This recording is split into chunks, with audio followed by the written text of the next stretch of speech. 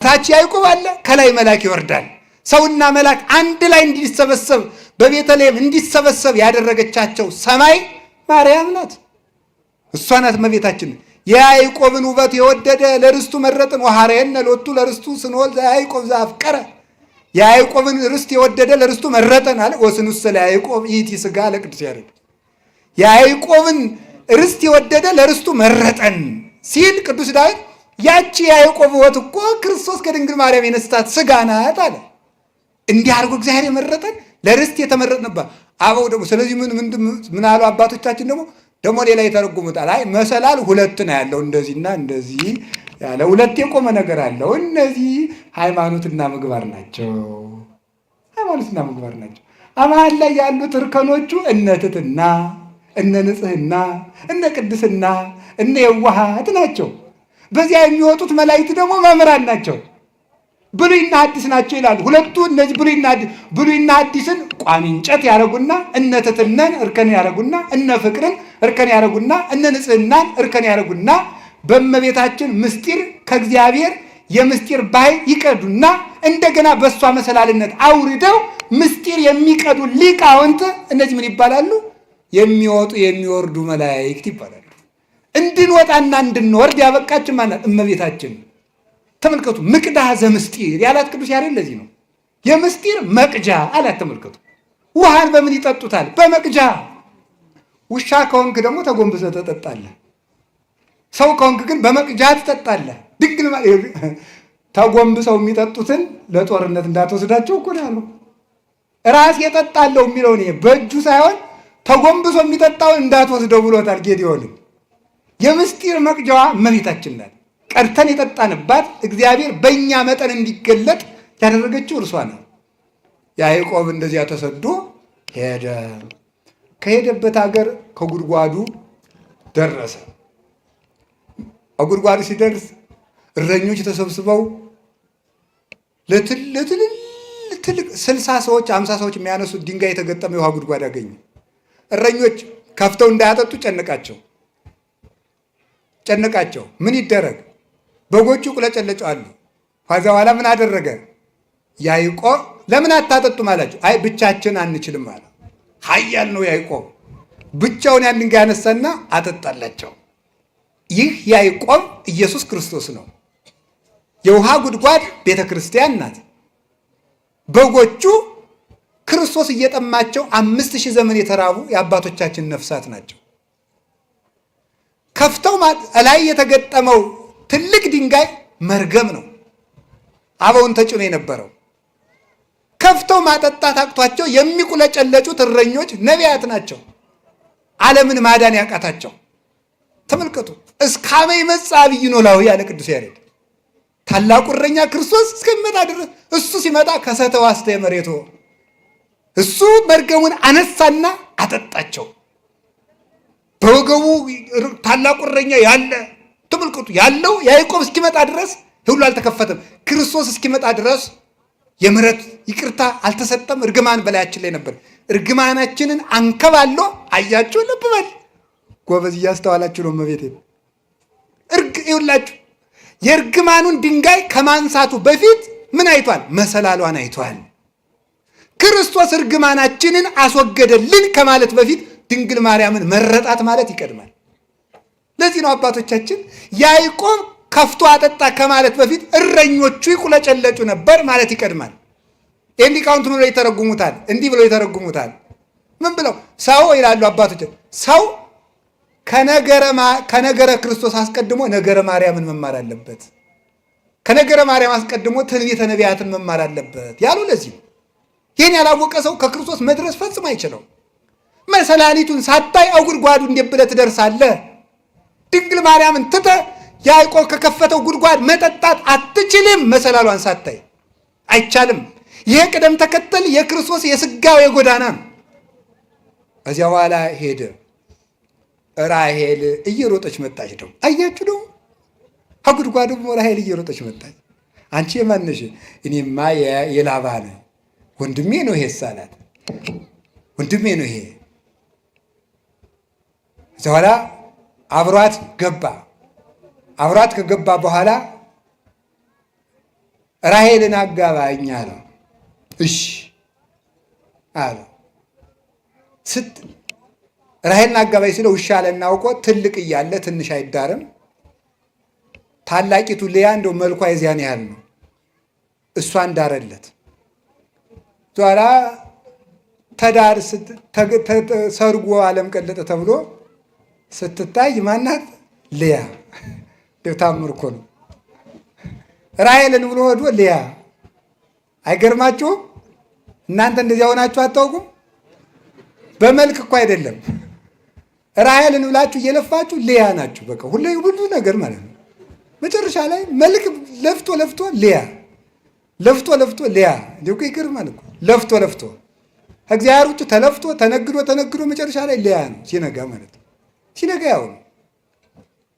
ዛሬ እንዴት ላድርጋ ነው? 7 ዓመት ተገዛልኝ አለ። 7 ዓመት ተገዝቶ ማን ይሰጠዋል? ልያን። ድቆ አይደርስም። 7 ዓመት ተገዝቶ ልያን ከሰጠ በኋላ እንዴት ታደርገኛለህ ሲለው ትልቅ እያለ ትንሽ አይዳር ማለት። እንደገና ደግሞ 7 ዓመት ተገዛና ራሔልን ልጨምርልሃል። እንደገና 7 ዓመት 7 ዓመት ከተገዛ በኋላ በል ደሞዝ ስጠኝና ወደ ሀገሬ ልመለስ ሲለው እንደገና 7 ዓመት። ስንት ዓመት ተገዛ ያዕቆብ? 21 ዓመት ተገዛ። ግን ያዕቆብ ራሔልን ይወዳት ነበርና ለያዕቆብ ጥቂት ቀን ሆነለት ይላል። በያዕቆብ ውበት ምክንያት 21 ዓመት እንደ ቀን ተቆጠረ። ራሔል መንግሥተ ሰማያት ናት ይላሉ ሊቃውንቱ። ስለ መንግሥተ ሰማያት ውበት የብዙ ዓመት መከራ እንደ ጥቂት ቀን ይቆጠራል ይላል። ያዕቆብ መከራውን ያልሰለቸው የሚወዳትን ራሔልን ስለሚያውቅ ነው። ቅዱሳንን መከራ ያልሰለቻቸው የመንግሥተ ሰማያትን ውበት ስለሚያውቁ ነው። ሕማምነ ዘለሰዓት ክብረ ወስብሐተ አፈልፊዶ ይገብር ለነ ይላል ቅዱስ ጳውሎስ። ለጥቂት ሰዓት ቅዱስ ጳውሎስ ያን ያህል ዓመት ተሰቃይቶ የጥቂት ሰዓት መከራችን ይለዋል። የጥቂት ሰዓት መከራችን ብዙ ክብርን አብዝቶ ይሰጥናል ይላል። የጥቂት ሰዓት ቅዱስ ቄርሎስ ዘእስክንድርያ ይህን ሲተረጉም ይላል ዓለም ከተፈጠረ ጀምሮ እስከሚጠፋ ድረስ ያለ የሰው ልጅ በሙሉ ዋጋ ሆኖ ቢሰጥ መንግሥተ ሰማያትን ለአንድ ደቂቃ ትክ ብሎ ለማየት እንኳን ዋጋ አይገኝም ይላል። ግን አጋንንትን ያሳፍራቸው ዘንድ ሕያው ቅዱስና መሐሪ እግዚአብሔር ይችን የመሰለች ሀገር በቀዝቃዛ ውሃ ሰጠን ይላል። ቸር ይለዋል። ይሄ እኮ ነው በእውነቱ ማለት ነው።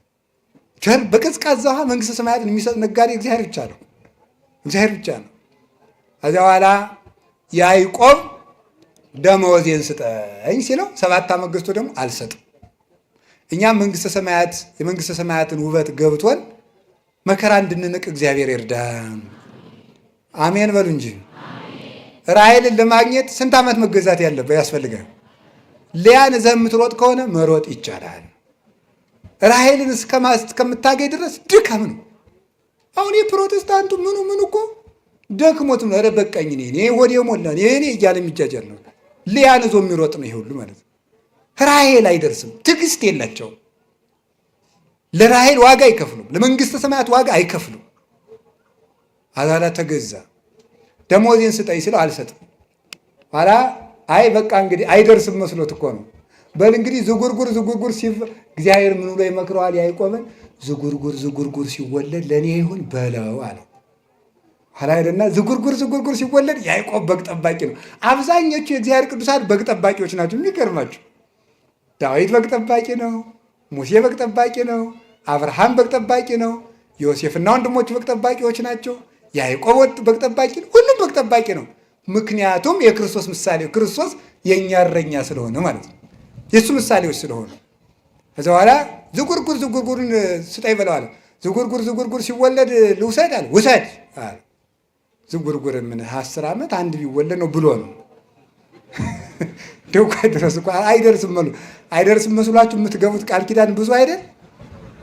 ብዙ ድሮ እናት አባቶቻችን እንደሚቀልዱብን ማለት ነው። ይህንን ግልገል አሳድግና ያንተ ነው ይሉና ስንለፋ ጨው ስናልስ ለይተን ቅጠል ስናበላ ከርመን ደግሞ ይቺ አሁን የተወለደችው ናት እንባላለን። አይ መከራችን እኮ ነው እንደሆነ ስንለፋ ይሄ እንግዳ ስለሚመጣ አሁን ልናርደው ነው ፊኛውን እሰጣለሁ ለአንተ እንባላለን። ከስረን ቅርት እንደው ይገርማል። እንደዚህ እኮ ነው ማለት ነው። ያንዳንዱ ትዳር ቃል ኪዳን እንደዚያ ነው አይደለ? እንደዚህ አይደርስም መስሏችሁ ማለት እንዲያው እሺ በይኝ እንጂ እኔ እንዲያው ምንም እኮ ነው ሰውየው ራሱ ዛሬ ምንም አያደርግም። እዚያው አለ የመጨረሻ በጥብጥ ነው የሚሆነው ማለት ነው። እና እንደዚህ አድርጎ አይደርስም መስኮት ዝጉርጉር ውሰድ አለ። የማይጨበጥ ተስፋ መስጠት ያጋንንት ምሳሌ ምናቸው ነው፣ መለያቸው ነው። የማይጨበጥ ተስፋ መስጠት እስቲ እግዚአብሔር ያሳየችው። አሁን ባለፈው አንድ ሰው ሲነግረኝ ነበር፣ አንድ ፓስተር ያደረገውን። ሁላችሁም አካውንታችሁን አምጡትና ባንኩን ቡኩን እዚህ ያስቀምጡትና ኢየሱስ መቶ ሺህ ብር ያስገባላችኋል። ኧረ አያስገባም። ነውር እኮ ነው በእውነቱ። የማይጨበጥ ተስፋ መስጠት ነውር እኮ ነው። ያጋንንት ጠባያቸው ነው፣ የመናፍቃን ጠባያቸው ነው። ጌታ ኢየሱስ ይላል በቅርብ ቀን መኪና ይኖርሃል። ላይኖርም ይችላል። ነውር አይደለም ይሄ? መኪና ይኖርሃል ይለኛል ይላል። ባይኖረው አይጠየቅም። እዚያ በኋላ በቅርብ ቀን ባንኩ ይሞላል። ከየት መጥቶ ተጎልተህ ያልሰራውን? ነውር እኮ ነው። ያልዘሩትን ማጨድ ይቻላል? እንዲሁ የእነሱ ጅልነት እኮ አይደንቀኝም። የእናንተ እብደት ነው እኮ። እናንተ እብድ አይደላችሁም፣ እዚያ የሚያብዱትን ነው። እንዲሁ በጣም ነው እኮ የሚያስደንቀው በእውነት ማለት ነው። እንደዚህ አድርጎት እና እንደ ላባ አይደርስም እየመሰላቸው ሲደርስ እንጨናነቅበታለን ብለው የሚያደርጉ ሰዎች አሉ። እግዚአብሔር አሁን እንዲሁ እያለ ምስክ እግዚአብሔር አሁን አንዱ ያደረገውን ሰምታችኋል። እግዚአብሔር ስንት ሴቶችን ነው እግዚአብሔር ከኔ ውለዱ ብሏችኋል እያለ ሲያጃጅል፣ አሁን ደቡብ አፍሪካ ታስሮ ያለ ከ60 በላይ ሴቶችን ነፍሰ ጡር አድርጎ ማለት ነው። አሁን ይህንንም እንግዲህ ጌታ ኢየሱስ ፈቅዶ ብሎ የሚቀበል እብድ ንፍልል ማለት ይህ እኮ ነው። እውነት ነው የምነግራቸው። የማይጨበጥ ተስፋ አንሰማም። እስኪ በሉ የማይጨበጥ ተስፋ በሉ። ምን አንልም። ደግሞ ምንድን ነው የሚለው መጽሐፍ? የሚታይ ወዘሰ ዘያስተሪ ኢኮነ ተስፋ፣ የሚታየው ተስፋ አይደለም። እስኪ በሉ ሁላችሁ የሚታየው በሉ። ምን አይደለም? ተስፋ አይደለም። በሚታይ ጤና ይሰጥሃል። በቅርብ ቀን በእግርህ ትሮጣለህ። በቅርብ ቀን በእጅህ ትሮጥ። ምንድን ነው እንደዚህ ያለ ነገር? ዘሐመ ምስለ ክርስቶስ ይነግስ ምስለ ክርስቶስ እምከመ አረይነ ሕማመ ምስሌሁ ከማሁ ንኤሪ ክብረ ምስሌሁ። ቅዱስ ጳውሎስ ያለው በመከራ ከመሰልነው በክብር እንመስለዋለን። ከክርስቶስ ጋር እንሞታለን፣ ከክርስቶስ ጋር እንነሳለን። የሥጋ ስብከትን ተስፋ የሚያስደረግ የላባ ስብከት ይሄ ነው። ዝቁርቁሩን ውሰድ የሚል አይደርስም መስሎት ነው። ኋላ ምን አደረገ? ያዕቆብ የዋህ ነው፣ ሞኝ ግን አይደለም። ቅድም እንደተነገርነው 3 በትሮችን ወሰደና ላጣቸው። 2ቱን ላጣ፣ አንዱን ቅጥልጣል አደረገው። ቅጥልጣል ወይም ሸመለመሌ ምን ማለት መስላችሁ? አሁን የሆነ ጫፍ ላይ ይልጠዋል፣ ቀጥሎ አይልጠውም፣ ይቀርጸዋል ማለት ዝጉርጉር ማለት ነው። ኋላ እነዚያን አንድ ነው በደንብ አድርጋችሁ እንድሰሙ። 2ቱ ተልጧል፣ አንዱ ብቻ ነው ወስዶ አገንዳው ያደርገዋል። አገንዳው ሲያደርገው በጎቹ ያንን እያዩ እንዲጠጡ ያደርጋቸው። ሲጠጡ ደግሞ አውራ በጎች መጥተው አንድ እንዲሆኑ ያደርጋቸዋል። ከዛ በኋላ ያንን እያዩ ሲጠጡ፣ አንስት በጎች ያን እያዩ ሲጠጡ፣ አውራ በጎች መጥተው ደግሞ አንድ ሲሆኑ ያንን ብትር የመሰለ ይጸንሳሉ። ጠቅላላ በጉ ሆነም እንደሆነ ዝጉርጉር። ደውኩ ይገርማል እኮ ጠቅላላ የሚወለደው በሙሉ ምን ሆነ? ዝጉርጉር እንዲሆነ። ይህንን ይዘው ሊቃውንቱ ሴቶች እንደው አንዱ ነው ያለ፣ ሴቶች ወንድ በተመኙበት ቀን ሌላ ወንድ ሲያልፍ እንደው በሜዳው ተመኝተው ማታ ከባላቸው ጋር ካደሩ የቀኑን ሰው የሚመስል ልጅ ሊወልዱ ይችላሉ። ይሄ በጣም ችግር ነው ማለት ነው። ይሄ በጣም ችግር ነው። ከዚያ በኋላ ሰውየው ምን ሊል ይችላል? ከማን የወለድሽ ይል ያ ልጅ ደግሞ ያ ሰውየው ቁጫን ሰውዬ አስቸጋሪ ነገር ነው እውነቱ ማለት ነው። ስለዚህ ለዚህ ብልሃቱ ምንድን ነው የሚያስፈልገው? ዓይንን መመለስ ነግሬያችኋለሁ። እስቲ ዓይንን መመለስ በሉ። አዎ ቅዱስ ዳዊት ያለው ይሄ ነው። ሚጦላ አይንቴ ከመይራ ከንቶ፣ ዓይኖቼ ከንቱ ነገርን እንዳያዩ መልስልኝ። እስኪ በሉ ዓይኖቼ በሉ ከንቱ ነገርን እንዳያዩ ምን በልልኝ ነው? መልስልኝ። ዓይንን መመለስ እንዴት ያለ መልካም ነገር ነው ማለት ነው። እንደው በዚያው የሥጋውን የምናውቀው ትዳሩም እንዳይበጣበጥ ብዬ ነው ይሄን ያመጣሁት እንጂ ሐሳባችን ሌላ ነው። ዝጉርጉር ተወለዱ። ከዚያ በኋላ ዝጉርጉር ተወለዱ። ከዚያ በኋላ ምልክት ያላቸው በጎች በሙሉ የማን ሆኑ?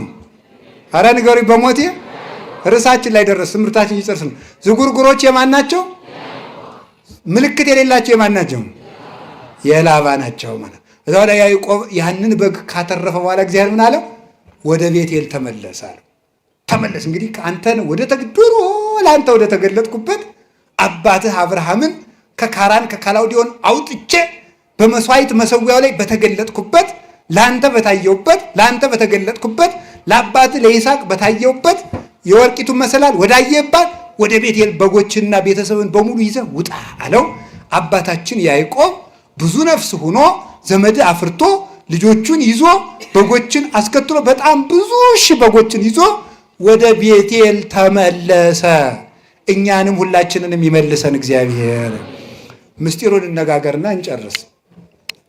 ይሄ ላባ የተባለ እንግዲህ ተመልከቱ፣ ላባ ዲያብሎስ ነው። ላባ የተባለ ዲያብሎስ ነው። በደንብ ብላችሁ ስሙ። ላባ የተባለ ዲያብሎስ ነው። ያዕቆብ የእግዚአብሔር ምሳሌ ነው። እግዚአብሔር ምሳሌ ነው።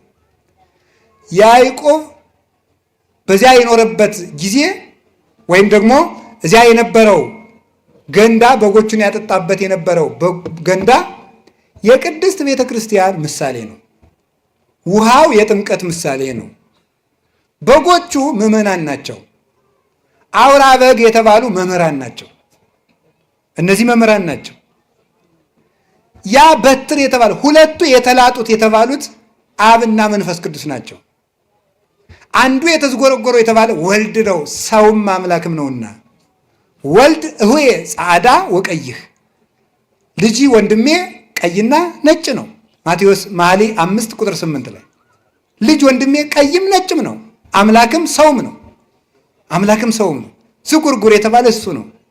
እሱን እያሳየ ያጠጣቸው ነበር ማለት ክርስቶስን እያስተማሩ ያጠምቋቸዋል ማለት ነው። ሂዱና ዓለምን ወንጌል አስተምራችሁ ደቀ መዛሙርት ያድርጓቸው ስላለ ክርስቶስን እያስተማሩ ክርስቶስን እየሰበኩ በልቡናቸው እያሳደሩ በክርስቶስ ስም እየጠሩ እክህደከ ሰይጣን እያሉ አምን በከ ክርስቶስ አምላኬ እያሉ አጋንንትን እያስካዱ ላባን እያስካዱ ዲያብሎስን እያስካዱ ክርስቶስን እየሰበኩ ያጠምቋቸዋል። በጎቹ ተመልከቱ፣ በጎቹ ምን ይጸንሳሉ ሲባል ዝጉርጉር ዝጉርጉር በትሩን የመሰለ ይጸንሳሉ ማለት ክርስቲያኖች ከቤተ ክርስቲያን ክርስቶስን እየመሰሉ ይወለዳሉ ማለት ነው። ክርስቶስን እየመሰሉ ይወለዳሉ ማለት ነው። ክርስቲያኖች ምልክት አላቸው ማለት ክርስቲያኖች ሲያዩአቸው ክርስቶስን ይመስላሉ ማለት ነው። ክርስቶስን ይመስላሉ ማለት ነው። ከቃሉ ጋር ናችሁ? ክርስቶስን ለመምሰል ያብቃል። ሊቃውንት ደግሞ መልሰው ምን ይላሉ? በጎቹ እነዚህ ምንድን ናቸው? አውራ በጎቹ መምህራን፣ በትሩ ኢየሱስ ክርስቶስ፣ ውሃው ጥምቀት ትምህርት፣ ምዕመናን እና በጎቹ ዝጉርጉር ዝጉርጉር መጽነሳቸው የክርስቶስን ትምህርት ሰምተው በልቡናቸው የማሳደራቸው ነው። ዝጉርጉር መውለዳቸው ማለት ያንን በምግባር መግለጻቸው ነው። እነሱን የመሰለ ሰው መተካታቸው ነው። እንጦንስ፣ መቃርስ፣ መቃርስ፣ ጳኩሚስ፣ ጳኩሚስ፣ ቴዎድሮስ፣ አረጋዊ፣ ዮሐኒ፣ ተክለ ሃይማኖትን መውለድ ማለት ነው።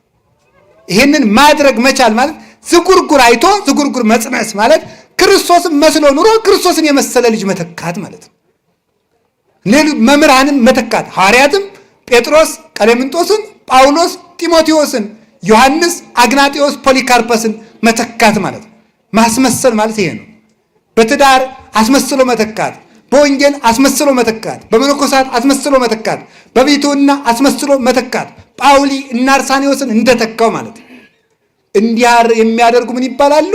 የያዕቆብ በጎች። ለዚህ ሁሉ መድኃኒቱ አውራዎቹ ናቸው ማለት መምህራን ናቸው። ዓለምን ብጥብጥ የሚያደርጓቸው ያለ አውራ በግ መጽነስ የምትችል በግ እንደሌለ ያለ መምህር ምግባር መስራት የሚችል ምዕመን የለም።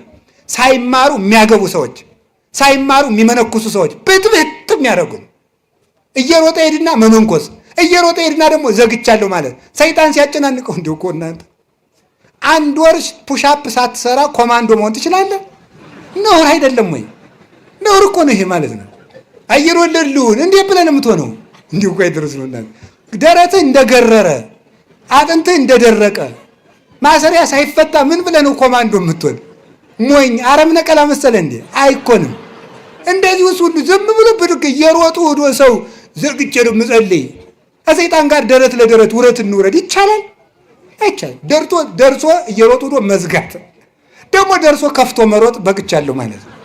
ይሄ ነው ደርሶ መዝጋት፣ ደርሶ መክፈት ማለት ነው። ደርሶ ማግባት፣ ደርሶ መፋታት። ይሄ ነው ችግሩ። ተምሮ መግባት። አሁን እንደው ስታገቡ ምን እያረጋችሁ እንደሆነ ይገባችሁ? ምን እያረጋችሁ እንደሆነ እኮ አይገባችሁ። አሁን ሚስት ቤተክርስቲያን እንደሆነች የሚያውቃለ? ባል ክርስቶስ እንደሆነ የሚገባው አለ? ለባሏ ስትታዘዝ ለክርስቶስ እንደምትታዘዝ የምትቆጥር ሴት አለች? ባሏን ስትንቅ ክርስቶስ እንደምትንቅ የሚገባት ሴት አለች? ሚስቱን ሲያቃልል ቤተክርስቲያንን እንደሚንቅ የሚገባው ሰው አለ? የለም። ባልና ሚስት ሲፋቱ ክርስቶስና ቤተክርስቲያን ተለያዩ ብሎ እንደ ካደ እንደሚቆጠርበት የሚረዳ ሰው አለ? የለም። እማያውቁት ያላውራ በጎች የጸነሱ ዝጉርጉር የሌላቸው ክርስቶስን የማይመስሉ ምዕመናን፣ ክርስቶስን የማይመስል ትዳር፣ ክርስቶስን የማይመስል ገዳም፣ ክርስቶስን የማይመስል ቤተ ክህነት፣ ክርስቶስን የማይመስል ንግድ፣ ክርስቶስን የማይመስል ንግግር፣ ክርስቶስን የማይመስል ስልጣን፣ ክርስቶስን የማይመስል አለባበስ፣ ሁለንተናችን ክርስቶስን የሚመስል ምልክት የለንም። መድኃኔዓለም ምልክት እንዲኖረን ያደርገን። ምልክት ይውላችሁ የክርስቶስ መሆናችን የሚታወቀው በትሩን መስለን በመጸነሳችን ነው። የክርስቶስ መሆናችን የሚታወቀው እሱን የምንመስልበት አንዳች ነገር። እስቲ እንደው እግዚአብሔር ያሳያችሁ፣ ክርስቶስ ያመልክታችሁ። አሜን በሉ። እንዲሁ አሁን እኔን ተውኝ፣ መቼም ግድ የለም ደግሞ እኔን ሌላ ሰው ይምከረኝ አይሻልም? እንዲህ አሁን እናንተ እስቲ አሁን ምናችሁ ክርስቶስን ይመስላል? እስቲ ንገሩኝ። ስናገር በሉ። እሺ ትመስላላችሁ? እንዴት ነው የምትሉ? ውጣ ግባ ትመስላላችሁ? ለስበላ እስኪ ስበላ በሉ ደግሞ አገሩ እንጂ ትመስላላችሁ ወይ? ሐመሯ ስለብስ እስኪ ስለብስ በሉ ትመስላላችሁ? እሺ ስትነግዱ፣ ስትሾሙ፣ ስትጋቡ። አዎ ክርስቶስ ለቤተ ክርስቲያን ሞተላት። ለሚስቱ የሚሞት ባል የለም። ቤተ ክርስቲያን ለክርስቶስ መስዋዕት ትሆናለች፣ ለባሏ መስዋዕት የምትሆን የለችም። ምናችን ነው ክርስቶስን የሚመስለው ብለን መጠየቅ አለብን። ክርስቲያን ተብያ እንደው ክርስቶስን የሚመስል እናንተ በግ እኮ ጥጃ አይወልድም፣ በግ ውሻ አይወልድም። የክርስቶስ ልጆች ሆነን እንዴት የዲያብሎስ መልክ ይኖረናል? ይህንን ነው በእውነቱ ማለት ነው ጌታ ያስተማረን። ምልክት የሌላቸው በጎች ማለት ክርስቶስን የማይመስሉ ክርስቲያኖች ማለት ናቸው። አሁን ነገ ሁለት ነገር ነው ማስተላለፍ የፈለግኩት፣ ጨርሻለሁ ትምህርቴን። አንደኛው የክርስቶስን ስም ይዘው ክርስቶሳውያን ያልሆኑ መናፍቃን ሲመጡ ምልክታቸውን እንድታውቁት ነው። የክርስቶስ ሰው ከሆንክ ምልክት ምንድን ነው? እስቲ ይሁት ፓስተሩን ይሄ እመቤታችን የሚሰድበው ምን የሚለውን ምልክቱ ምንድን ነው? ከራባት ነው? የክርስቶስ የመሆኑ ዝላይ ነው? 24 ሰዓት መብላት ነው? እርግጫ ነው እያለ ነበር ልጅ እዚህ የሚቀርጸው ልጅ ማለት ነው። እርግጫ ነው? ቦክስ ነው? የክርስቶስ መሆን ውሸት ነው? ገንዘብ ማካበት ነው? ለቆናጽል ግበው ቦሙ ወላይዋ ፈሰማይኒ ምጽላል ቦሙ ለወልደ እጓለ እመሕያው ሳልወጡ ሀበያ ሰም ክርስቶ። እስቲ በምናቸው ነው ክርስቶስ የሚመስሉት? ክርስቶስ እኮ ማንንም የማይነቅፍ ጭምት ነው። ማንንም የማይነቅፍ ፈሪሳውያንን እንኳን የማይሳደብ የጧፍ ኩስታሪ የማያጠፋ የተቀጠቀጠ ሸንበቆ የማይሰብር ፍጹም ህዱ ነበረ። ዝም የሚል እያወቀ ያላወቀ የሚመስል መኑ ጸፋከ እየተባለ የሚሰለቁበት ወተአገሰ ምራቅ ርኩሰ ተብሎ የተነገረልን ወይ ጭምትነቱ የለ ወይ ትትናው የለ። ክርስቶስ ከአብ ጋር አንድ አምላክ ሲሆን አብ ይበልጠኛል ይላል። አባቶቼ ይበልጡኛል በሉ ለማለት ነው። የአሁኖቹ መጥተው ማርያምን እንበልጣታለሁ ማለት ነው የቀራቸው። እኩል ነኝ እስቲ በሞት ያፈርሰውን ይውልኝ። አሁን ያሉ ዛሬ ያሉ በምድር ላይ ያሉ ፓስተሮችን እስቲ እንደው በመጽሐፍ ቅዱስ ካለው የሚበልጣችሁ አንድ ሰው ንገሩ ይባል የለም። አንድ የሚበልጣችሁ ሚካኤል አይበልጣቸው፣ ገብርኤል አይበልጣቸው፣ ዳዊት አይበልጣቸው፣ አብርሃም አይበልጣቸው፣ ጳውሎስ አይበልጣቸው፣ ድንግል ማርያም አትበልጣቸው። የሚበልጣቸው አብ ብቻ ነው። ክርስቶስም ወንድማቸው ነው። በእነሱ ሎቱ ስብሐት። የሚበልጣቸው ማንን ከየት የመጡ ናቸው እነዚህ? ምልክታቸው የዲያብሎስ ልጆች ምልክታቸው ትዕቢት። እስኪ ትዕቢት በሉላችሁ በሉ እንጂ ንገሩኝ። ክርስቶስ ማን ያለ? አብ ከኔ ይበልጣል። እስኪ አብ ከኔ ይበልጣል በሉ። አንድ እንደሆነ ግን አብ አነ ወአብ አሐዱ ነን፣ እኔና አብ አንድ ነን አላለም ብሏል። እኔና አብ አንድ ነን ብሎ አንድ ከሆነ አባቴ ይበልጠኛል ያለ ለምንድን ነው? ከአባቶቼ እኔ አንሳለሁ በሉ ለማለት ነው። ከየትኛውም በላይ ናቸው። የሚሰማቸው ካገኙ ሲኖዶሱ ግድ የለም። እግዚኦ ሰማይና ምድር እኮ ይደነግጣሉ። ክርስቶስ ተመልከቱ፣ አንከሩ ሐራ ልዑላን ተመልከቱ፣ ሶበሬ ወለሳት ግሩም እንዘ ይትላክ ላርዳይሁ ወይ ቀንት አውቆይሁ።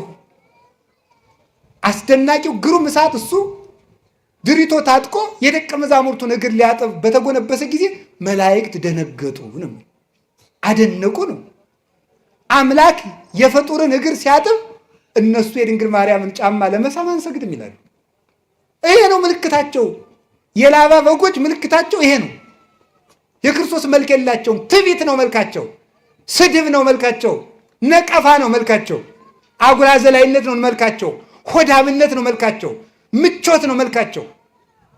ክርስቶስ እኮ የመከራ ሰው ነው፣ እነሱ የምቾት ሰዎች ናቸው። ክርስቶስ ግን እኔን ምሰሉ ነው ያለ። ተማሩ ከኔ ተማሩ ነው ያለ። ከሱ መማር ደግሞ ምንድን ነው? እሱ ራሱን ጥሎ ነው የኖረ። ክብሩን እንደ መቀማት እንኳን አልቆጠረው። እሱን እንድንመስል ምን አለ? ወዘሳ ያፈቅራል ነፍሱ ላይ ግድፋ። ሰውነቱን የሚወድ ሰው ካለ ይጣላት። ወዘገደፋ ለነፍሱ በእንቲአየ ይርክባ። ሰውነቱን የሚወድ በገራይተ ጥምቀት በገራይተ መስቀል ይጣላት፣ ኋላ ብርሃን ለብሳ ብርሃን ተጎናጽፋ ያገኛታል። ስንዴ ከጭቃ ላይ ካልወደቀች አታፈራም። እኔ ካልሞትኩ እናንተም አትነሱም፣ እንዲሁ ስጋችሁን ካልገሰጻችሁ አትከብሩም ነው ያለ። እሱ መስቀል፣ እነሱ ምቾት። እሱ ትትና፣ እነሱ ትዕቢት። እሱ ፍጹም ዝም የሚል፣ እነሱ ፍጹም ተሳዳቢ። ይኸውላችሁ የያዕቆብ በጎችና የላባ በጎች ልዩነታችን ይሄ ነው። ምልክት የላቸውም። ምልክት ያላቸው በጎች የያዕቆብ ናቸው። በሞት ያን ጊዜ በሉ ምልክት ያላቸው በጎች የማን ናቸው? የያዕቆብ በጎች ናቸው። ምን ምልክት አለን እኛ? አንዷ ምልክታችን ድንግል ማርያም ናት። እግዚአብሔር ምልክት ይሰጣችኋል፣ ድንግል በድንግልና ትጸንሳለች። ኢሳይያስ ምዕራፍ 7 ቁጥር 14 ላይ እግዚአብሔር ምልክት ይሰጣችኋል፣ ያቺ ምልክትም ድንግል በድንግልና መጽነሷ ነው።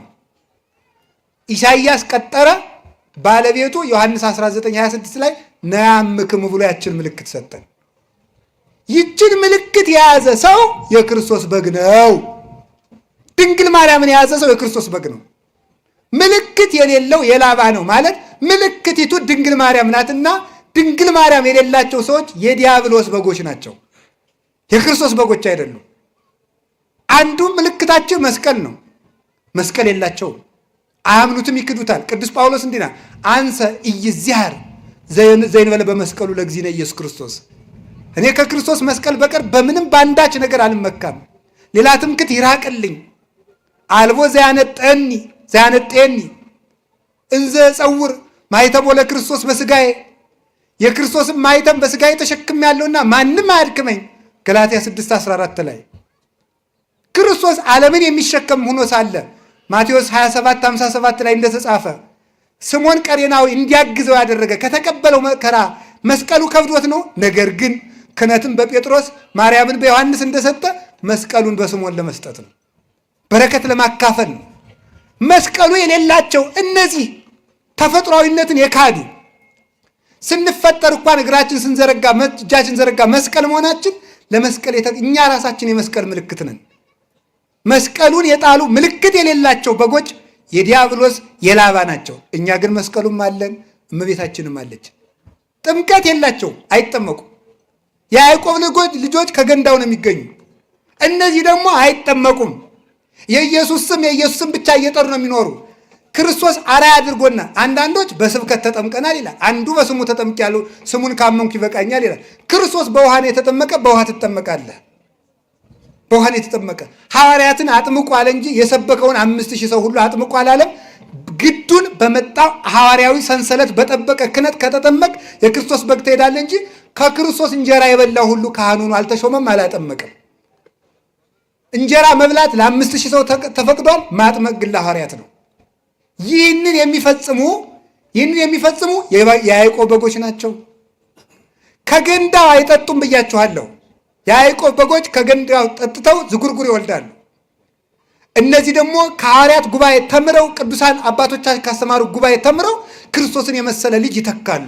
እነዚህ ግን ተመልከቱ፣ አውራዎችን አይፈልጉም፣ መምህራንን አይፈልጉም። የአትናቴዎስ፣ የቄርሎስ፣ የዮሐንስ አፈወርቅ፣ የአግናጤዎስ፣ የቅዱስ ያሬድ፣ አባ ጊዮርጊስ፣ የኤስድሮስ ትርጓሜ ሲባሉ ተረት ነው የሚል ስም ያወጡለታል። ያለ አውራ በግ መጽነስ የሚፈልጉ ያለ መምህር መጽደቅ የሚፈልጉ ትርጓሜን የሚነቅፉ እነዚህ የላባ በጎች ናቸው። ቅዱስ ሥጋውን ክቡር ደሙን የማይቀበሉ እነዚህ የላባ በጎች ናቸው። እስራኤል ከግብፅ ሲወጡ ከመቃኑ ላይ ምን አድርገው ነው? ደም ቀብተው ምልክት ያለበትን ቤት እያየ ሞተ በኩር አልፏቸው ነው። የበራቸው የቤቱ መቃን የተባለ የምዕመናን ከንፈራቸው ነው። ሥጋው ደሙን አይቀበሉም። የጌታ እራት እያሉ መቀለጃ እያደረጉ እንጀራ ዳቦ ሲቆርሱ ነው የሚውሉት። አይቀበሉም። እሱ ግን በአማን ሥጋዬ ዝውዕቱ ሥጋዬ ነው እንጂ ከመስጋዬ አላለም። ይህ ሥጋዬ ይህ ደሜ ነው ነው ያለ። ሥጋውን አይቀበሉም፣ ደሙን አይቀበሉም። እንዳይቆርቡ ክህነት የላቸውም። ክህነት እንዳይኖር ደግሞ ሁሉም ካህን ነው ይላሉ። ሁሉም ካህን እንዳይሆን ደግሞ ቅዱስ ጳውሎስ ለጢሞቴዎስ በማንም ላይ ፈጥነህ እጅህን አትጫን ብሎታል። ስለዚህ በየትኛውም መንገድ መዳኛ የላቸውም። ስለዚህ ድንግል ማርያምን በእናትነት ምልክት፣ መስቀሉን በማኅተብነት ምልክት፣ ጥምቀቱን ምልክት፣ ቅዱስ ሥጋውን ክቡር ደሙን ምልክት፣ በጎ ጭምትነትንና ትሕትናን ምልክት ያደረጉ ሰዎች እነዚህ የክርስቶስ ገንዘቦች ናቸው። እነዚያ ግን የዲያብሎስ ገንዘቦች ናቸው። በጣም ሰፊ ምልክት ያለው ነበር። ይበቃናል። ምልክታችን ይዘን ተገኝተን የክርስቶስ በጎች ለመሆን ያብቃን። ወስብሐት ለእግዚአብሔር። ይቆየን።